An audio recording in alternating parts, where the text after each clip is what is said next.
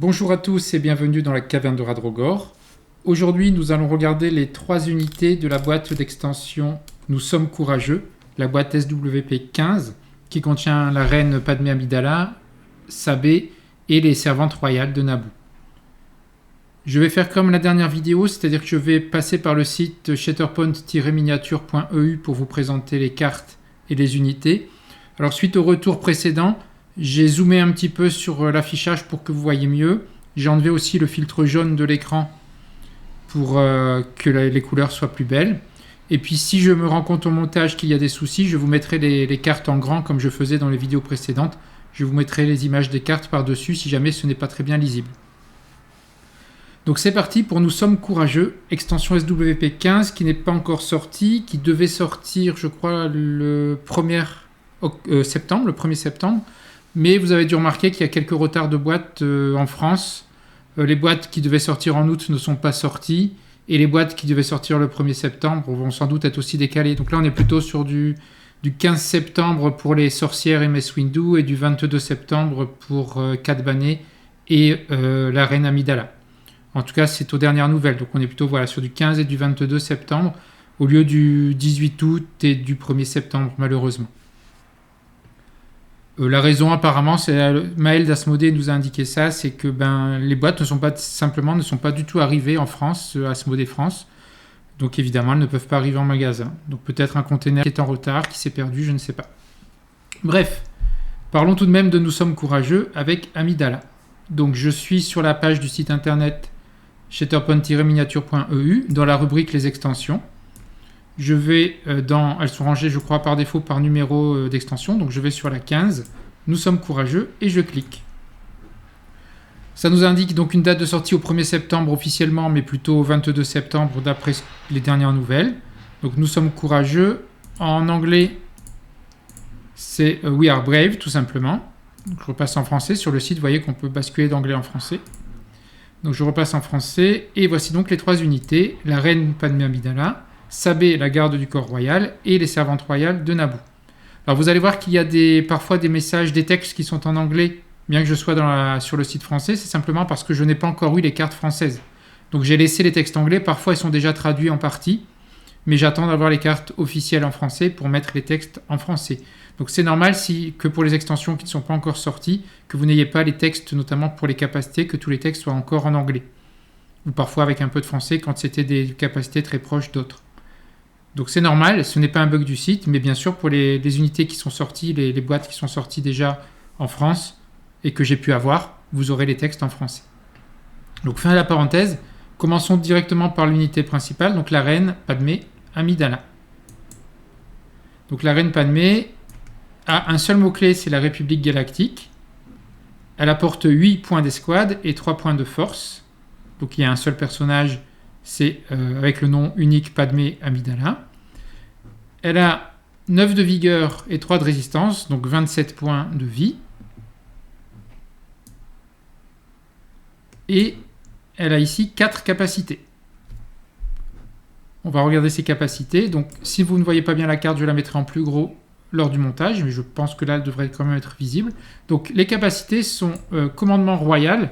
Ça, c'est une capacité active qui coûte une force. Choisissez une unité alliée République Galactique, donc elle-même ou une autre unité. Chaque personnage de l'unité choisie peut avancer. Donc ça c'est fort parce que vous faites avancer et non pas juste booster. Souvent c'est booster. Là vous faites avancer une unité entière de la République Galactique. Donc ça peut être par exemple 2 personnages de soutien ou l'unité elle-même ou n'importe quelle unité République Galactique. Avancer c'est vraiment fort parce que ça permet d'aller très très vite sur la carte. Ensuite nous avons tir coordonné que l'on connaît notamment avec les clones, sauf que cette fois ça donne directement 2 dégâts. Donc quand un personnage d'une unité servante fait une attaque lors d'une action de combat, avant de lancer les dés, cette unité, donc Padmé, peut utiliser cette capacité. Si le personnage ciblé est à moins de 5, portée 5 de cette unité, donc de Padmé, l'unité en question prend 2 dégâts. Donc ça veut dire que si Padmé reste à proximité de ses servantes, et que ces servantes font une attaque, eh bien, l'unité ciblée par les servantes se prend directement 2 dégâts. Donc c'est quand même pas mal, mais ça oblige à laisser Padmé pas loin de ses servantes, mais qui en même temps servent de garde du corps, on verra tout à l'heure, donc ça a un intérêt aussi à les laisser proches. Ensuite, et c'était une capacité réactive du coup, puisque ça se passe quand un allié servante fait une attaque. Donc je crois que Sabé aussi a le mot-clé servante, Handmaiden. On va le voir juste après. Ensuite, nous avons Crackshot. Les personnages de cette unité, donc Padmé Amidala, ont tireur d'élite 2. Et quand cette unité fait une action concentration, elle peut alors en plus faire un boost, foncer. Donc c'est un peu comme Django qui, quand il fait une concentration, peut faire un jump et ensuite il peut tirer. Là, c'est avec Padmé, c'est quand elle fait une action concentration, elle peut booster, foncer et ensuite faire tireur d'élite 2. Donc elle aura 3 dés de plus puisqu'il a 2 dés de tireur d'élite et le dé de la concentration. Donc ça, c'est pas mal du tout puisque vous faites une attaque avec 3 dés de plus tout en faisant un boost avancé vers la cible, du coup, sans doute. Donc elles peuvent se mettre en position un peu plus facilement avant de tirer avec 3 dés de plus. Alors bien sûr, le foncer, le boost, ce n'est pas comme le jump de Django, par contre, c'est qu'on ne peut pas changer d'altitude. Donc on ne peut pas grimper avec ça. C'est un petit peu moins bien que Django, mais 3D plus boost, c'est quand même fort, je trouve. Et en plus, vous voyez que c'est une capacité innée, donc ça ne coûte pas de force. Enfin, une capacité un petit peu longue à décrire qui s'appelle Serviteur du peuple. Donc là, on est sur une capacité innée d'identité, donc sans coup de force. Tir coordonné, il y a 0 coup de force au départ, et puis bien sûr, si on est blessé, on rajoute à chaque fois un coup en force supplémentaire. Donc je reviens à Serviteur du peuple. Tant que cette unité n'est pas blessée et qu'elle conteste un objectif actif, si la carte de posture est foi en la diplomatie, alors les supports Galactique République, enfin République Galactique alliés, peuvent contester le même objectif, même s'ils sont blessés. Donc ça veut dire que, si je lis bien, Padmé va contester un objectif et les supports, les personnages de support avec elle, même s'ils sont blessés, vont contester aussi l'objectif. Donc en gros, si vous avez Padmé plus des supports sur un objectif, ça va être très compliqué de le récupérer, puisque même blessés, les supports vont contester. Par contre, si Padmé à son tour est blessé, ça ne marchera plus, puisque c'est bien écrit, tant que cette unité n'est pas blessée. Mais quand même, ça donne un avantage pour les objectifs. Et ensuite, tant que cette unité n'est pas blessée, toujours, si la posture active c'est l'autre, c'est-à-dire négociation agressive, les personnages de support République Galactique, à portée 4, ajoutent un dé à leur lancer d'attaque. Donc, à condition que la posture soit sur négociation agressive, tous les personnages de support République Galactique à portée 4 de Padmé ont un dé de plus dans leur lancer d'attaque. C'est pas précisé attaque à distance ou attaque en mêlée, donc a priori les deux. Donc ça c'est pas mal, mais ça veut dire qu'il faut laisser les supports, comme on disait tout à l'heure d'ailleurs avec le commandement royal, le tir coordonné, il faut que les supports soient proches de Padmé. Mais c'est le cas puisque de toute façon ils servent aussi les Handmaiden servent aussi de garde du corps. Voyons les postures maintenant de Padmé. Donc nous en avons 2 puisqu'elle est principale. On commence par négociation agressive qui, comme le nom l'indique, sont plutôt agressives, donc en posture. On regarde, donc c'est une attaque portée 4 seulement, mais à 7 dés de base et 5 en défense. Et en mêlée, elle est quand même à 6 dés avec 5 en défense. Donc au niveau de l'arbre, on a 2, 4, 5, 6, 7, on a jusqu'à 8 dégâts. On a également 2 percussions que vous voyez ici. Il a également la possibilité de donner une exposition, de faire 2 soins et un repositionnement. C'est assez rare d'avoir des soins dans une posture plutôt agressive. En général, c'est plutôt dans la posture défensive qu'on fait des soins. Au niveau des maîtrises, ça rajoute du critique en attaque à distance, de 1 à 2 plus une touche éventuelle. En mêlée, ça ajoute des touches, mais uniquement simples, non critiques, donc de 1 jusqu'à 3. C'est quand même pas mal. La défense, c'est pas mal, puisqu'on a un soin directement dans la défense à chaque fois. Donc il y aura toujours un soin, plus au moins un blocage, voire 2. Et au-delà de 5, à partir de 5 maîtrises, on a également un critique ennemi qui est annulé. Mais déjà, dès une seule maîtrise en défense, on a un blocage supplémentaire et un soin. Regardons maintenant la deuxième posture, donc la foi dans la diplomatie. On est toujours sur une attaque à distance 4, cette fois-ci il y a un dé de moins, donc 6 dés en attaque. 5 en défense, ça ne change pas. En mêlée, ça ne change pas. 6 en attaque, 5 en défense. Donc c'est assez proche, sauf qu'il y a un dé de moins en attaque à distance. Au niveau de l'arbre, on a 1, 2, 4, 5, 6, 7. 7 dégâts, donc un tout petit peu moins au lieu de 8. 7 ou 6. On a aussi 2 percussions. On a une entrave, on a un désarmement et encore une percussion. Donc on peut faire carrément 3 percussions si on a 5 réussites avec cet arbre. Au niveau des maîtrises, donc au pistolet à distance, cette fois-ci il n'y a pas de critique, ce sont que des simples. Par contre, c'est 1, 3, voire 4 touches supplémentaires. Donc ok, il n'y a pas de critique, mais ça rajoute quand même beaucoup de touches, c'est pas mal. En mêlée, on est sur 2 touches simples ou un critique, une touche. C'est mieux que l'autre posture en mêlée. Donc celle-ci peut être en mêlée plus intéressante. Et en défense, on retrouve à peu près la même chose. C'est en termes de soins que ça change. Donc 1, 2, on a toujours sur un blocage et un soin comme l'autre posture. 3, 4, on a un blocage et 2 soins. Alors tout à l'heure, on avait 2 blocages et un soin. Et 5 et plus, on a un blocage au lieu de 2, un critique ennemi qui devient un échec et 2 soins au lieu d'un seul soin tout à l'heure. Donc il y a des soins en plus ici en posture défensive. La vue 3D de la reine Padmé Amidala, que voici. Donc une robe avec une sorte de fourrure aux pieds, en bas on dirait des coccinelles, là, un petit peu en ambre. On a ses cheveux. Bon, ça va sans doute pas être les plus faciles à peindre dans cette boîte, parce que ce sont que des filles qui ont des robes assez complexes, avec pas mal de couleurs, dans les tons rouge, marron, jaune. Le visage blanc, leur maquillage blanc, avec le petit point rouge, ça je pense que c'est quand même pas du tout la boîte la plus simple à peindre. Donc voilà pour la reine Padmé Amidala. Je repars en arrière sur le site, et je vais vous montrer Sabé, la garde du corps royal. Elle a le mot-clé République Galactique et s'ajoute le mot-clé Servante Handmaiden dont je parlais tout à l'heure. Donc c'est une unité secondaire qui coûte 4 points, qui n'apporte pas de points de force. Donc un seul personnage, le nom unique c'est Sabé. Elle a une vigueur de 9 et une résistance de 2, donc 18 points de vie. Et elle a 4 capacités. La première capacité est une capacité tactique. Les protecteurs loyaux.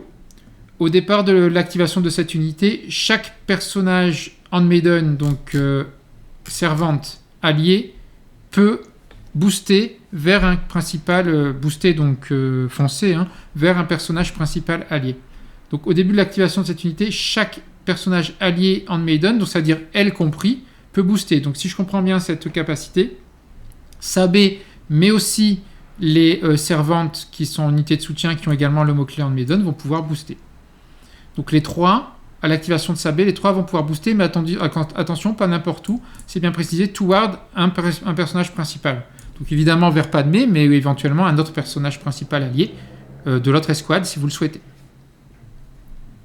Ensuite, nous avons une capacité active, donc expose flank, donc exposer les côtés, en fait, qui coûte une force. Chaque personnage de cette unité, donc forcément Sabé, peut grimper.